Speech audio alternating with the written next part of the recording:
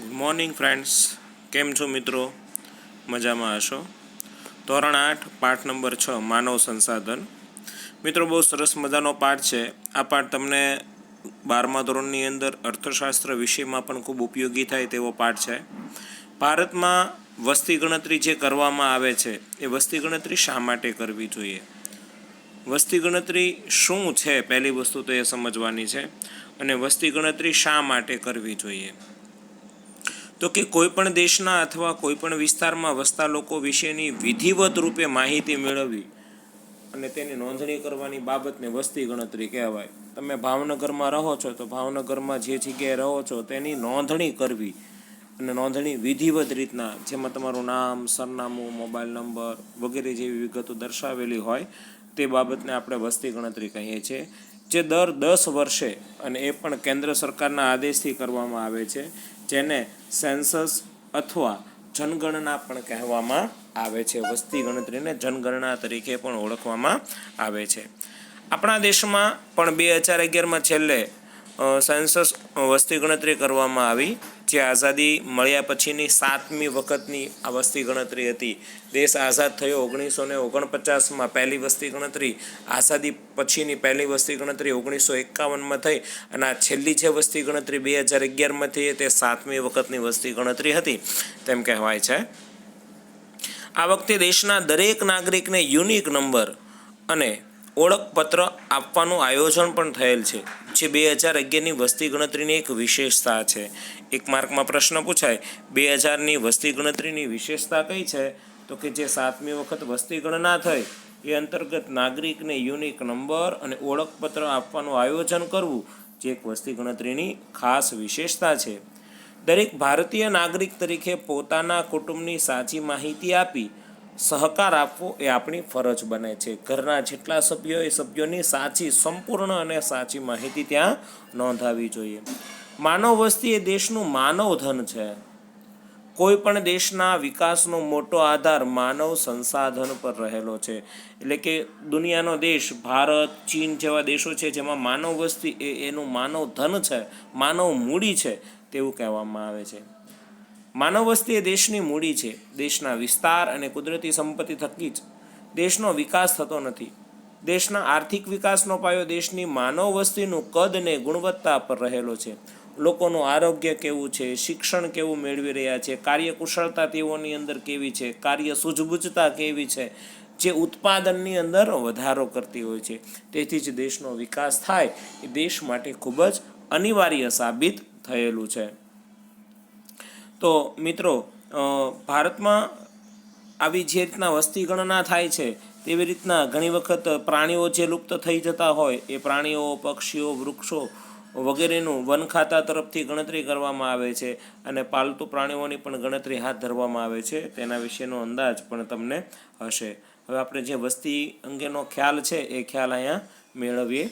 તો આપણો દેશનો ભૂમિ વિસ્તાર 32,87,263 ચોરસ કિમી છે, જે દુનિયાના કુલ વિસ્તાર પૈકીનો 2.42% જેટલો છે. આખા દેશનો જે વિસ્તાર છે એમાંનો આખા વિશ્વનો જે વિસ્તાર છે ભૂમિ વિસ્તાર એ પૈકીનો 2.42%નો ભૂમિ વિસ્તાર ભારત દેશની અંદર છે. અને વિસ્તારની દ્રષ્ટિએ દુનિયામાં ભારત જે છે એ 7મા ક્રમનો દેશ છે. મિત્રો, આ ટીક માર્ક તમારે કરવાની રહેશે કે વિસ્તારની દ્રષ્ટિએ ભારત એ દુનિયાનો 7મા ક્રમનો દેશ છે.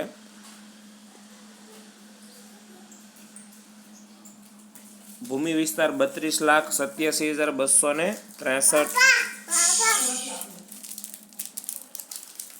દુનિયાની કુલ વસ્તીના 16%થી વધુ લોકો ભારતમાં રહે છે, અને વસ્તીમાં ચીન પછી ભારતનો બીજો ક્રમ આવે છે. વિશ્વની અંદર સૌથી પહેલા નંબરનો દેશ ચીન છે, ત્યારબાદ ભારત છે.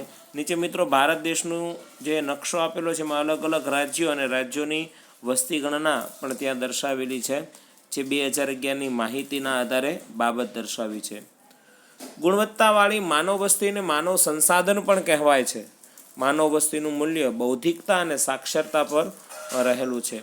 દેશના વિકાસમાં પ્રતિભાવંત નાગરિકો જેવા કે ડૉક્ટરો, કેળવણીકારો, એન્જિનિયરો, રમતવીરો, ઉદ્યોગપતિઓ, વેપારીઓ, શિક્ષકો, ખેડૂતો, કલાકારો, કામદારો વગેરે વર્ગો જે છે, જે સમજદાર નાગરિક છે, માનવ શક્તિનો સ્ત્રોત રૂપ છે અને આપણું એક યુવાધન છે, તેવા બાળકોની વસ્તી ગણના થવી એ દેશ માટે ખૂબ જ જરૂરી અને ઉપયોગી રહેલી છે, જે દેશની માનવ સંપત્તિ છે તેમ પણ કહેવાતું હોય છે.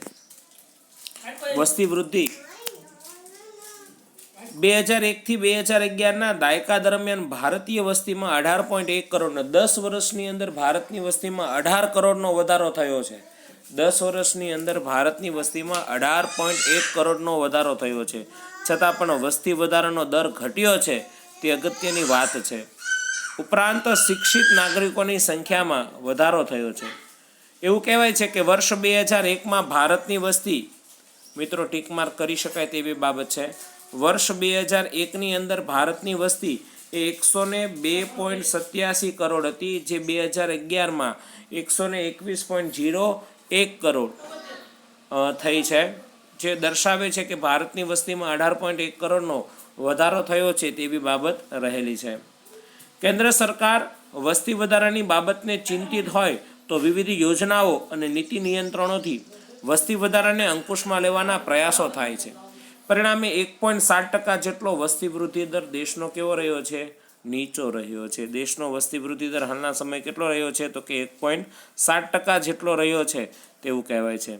તો આ બાબત વસ્તી વૃદ્ધિ દર વિશેની થઈ. હવે ભારતની અંદર વસ્તી જે વધે છે એ વસ્તી વૃદ્ધિના કારણો કયા છે? કયા કારણોસર વસ્તી વધે છે? મિત્રો બાજુમાં ચિત્ર વસ્તીનો ચાર્ટ દર્શાવેલો છે કે ક્રમશઃ 1901થી લઈ અને 2011 સુધી ભારતની વસ્તીમાં સતત ને સતત ગ્રોથ, વધારો થતો રહ્યો છે. આ વધારો કેવો હતો અને કેટલો હતો એ અંતર્ગતના કારણો ત્યાં દર્શાવવામાં આવેલા છે. જન્મ મૃત્યુ દરની જેમ વસ્તી વૃદ્ધિ એક કુદરતી છે, પરંતુ વસ્તી વધારા અંગે કેટલાક પરિબળો જવાબદાર છે, જેના અન્ય દેશોમાંથી આવીને સ્થિર થતા લોકો, ઉદ્યોગ ધંધા, વેપાર કે શિક્ષિત અર્થે થતું સ્થળાંતર પણ કારણભૂત બન્યું છે. એટલે ખાલી કુદરતી વસ્તી વધારાને કારણે વસ્તી વધે છે એવું નહીં, લોકો સ્થળાંતર થઈને આવે છે માટે પણ વસ્તીમાં ત્યાં વધારો થતો હોય છે. ભારતમાં છેલ્લી 2 સદી દરમિયાન વસ્તી વધારાનો દર ઘણો ઊંચો ગયો છે. પહેલાં વસ્તી વધારાનો દર નીચો હતો કારણ કે બાળ મૃત્યુ દરનું પ્રમાણ વધુ હતું, કારણ કે લોકો કોલેરા, પ્લેગ, ક્ષય, ઇન્ફ્લુએન્ઝા, ટીબી વગેરે જેવા રોગને કારણે મૃત્યુ પામતા હતા. બીજી બાજુ દુષ્કાળ જેવી પરિસ્થિતિ હતી, ભૂખમરાની પરિસ્થિતિ હતી, તો ભૂખમરાને કારણે પણ લોકો મૃત્યુ પામતા હતા. ત્રીજી બાજુ જોઈએ તો કે આરોગ્ય માટેની દવાઓની શોધખોળ થઈ હતી, તબીબી ક્ષેત્રે ઘણા બધા લોકો પાછળ રહ્યા હતા, તો આવા કારણોસર પણ મૃત્યુદર ઘણી વધારે હતો. સગર્ભા મહિલાઓની અંદર પણ મૃત્યુનું પ્રમાણ ઘણું વધારે હતું. આવા કારણોસર દેશની વસ્તીમાં એટલો બધો વધારો દેખાતો ન હતો. પણ હવે શું થઈ ગયું? આરોગ્યની સેવાઓ એટલી બધી સારી અને સુંદર બની ગઈ છે કે જેના કારણે વસ્તી વૃદ્ધિ દર જે વધ્યો નહોતો એની બદલે હવે ઉત્તરોત્તર શું થાય છે? તો કે વધતો જતો જોવા મળે છે. આજે પરિસ્થિતિમાં ઘણો બદલાવ થયેલો છે. હાલમાં મોટે ભાગે પૂરતો અને પોષણક્ષમ આહાર લોકોને મળી રહે છે, તબીબી સારવાર મળે છે, દવાઓથી ચેપી રોગો પર નિયંત્રણ થયેલ છે, સારા રસ્તાઓ, ઝડપી પરિવહન, ઝડપી સંદેશાવ્યવહારની સુવિધાથી તાત્કાલિક સારવાર મળી જાય છે. કુદરતી આપત્તિ પહેલાંની ચેતવણી અને તેના પછીના વ્યવસ્થાપન થકી પુનઃવસન થતાં મૃત્યુદરમાં ઘટાડો જોવા મળેલ છે, જેથી વસ્તી વૃદ્ધિ જોવા મળે છે. ઉપયુક્ત પરિબળો ઉપરાંત માનવ આયુષ્ય મર્યાદામાં પણ સુધારો થયેલો છે. 1920માં સરેરાશ આયુષ્ય 40થી 41 વર્ષનું જે હતું, જે આજે લગભગ 63થી 64 વર્ષનું થયું છે, એટલે કે લોકોનું સરેરાશ આયુષ્ય ઘણું ઊંચું આવ્યું છે. ઉપરાંત કેટલાક કારણોસર જન્મદરમાં પણ ઘટાડો થયેલ નથી, જેમ કે નિરક્ષરતા, અંધશ્રદ્ધા અને વહેમ, રૂઢિગત માન્યતાઓની પરંપરા, બાળ લગ્ન, ગરીબી, વિધવા પુનઃલગ્ન, નાના કુટુંબની આદર્શ ભાવનાઓનો અભાવ વગેરે જેવી બાબતોને કારણે એમ કહેવાય છે કે દેશની અંદર જન્મદર ઘટ્યો નથી. તો મિત્રો આ બધી બાબતો જે આના માટે જવાબદાર રહેતી હોય છે તે અહીં આપણે દર્શાવી છે. હવે જનસંખ્યા અને તેની સ્થિતિ વગેરે બાબતોનું અર્થઘટન કે વગેરે અંગેની જે વસ્તી ગીચતા છે તેની ચર્ચા આપણે નેક્સ્ટ ટાઈમના લેક્ચરમાં કરીશું.